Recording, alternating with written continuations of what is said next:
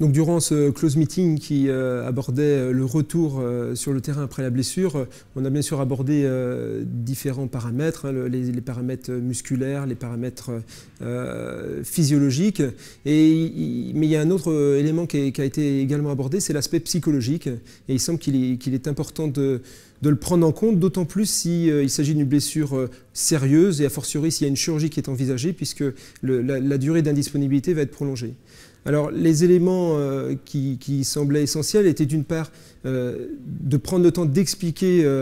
aux sportifs ce qui allait se passer, la façon dont on allait le prendre en charge, que ce soit sur le plan chirurgical ou concernant les étapes de la rééducation pour qu'il intègre bien le timing qui va être suivi.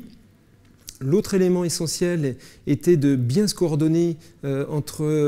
les différents interlocuteurs médicaux, que ce soit le chirurgien bien sûr, le médecin et les kinésithérapeutes, de façon à ce qu'il y ait une évolution le plus possible linéaire dans la phase de rééducation et de reprise sur le terrain, pour pas qu'il y ait d'interruption intempestive et que le joueur n'ait pas de message différent entre les interlocuteurs, que tout le monde se coordonne bien et que le joueur soit en confiance.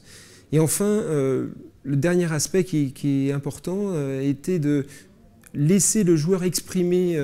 ses doutes, ses craintes lorsqu'il est en phase de reprise, de façon à ce qu'on puisse le rassurer et encore une fois le mettre en confiance, de façon à ce que tout se passe de la meilleure façon possible.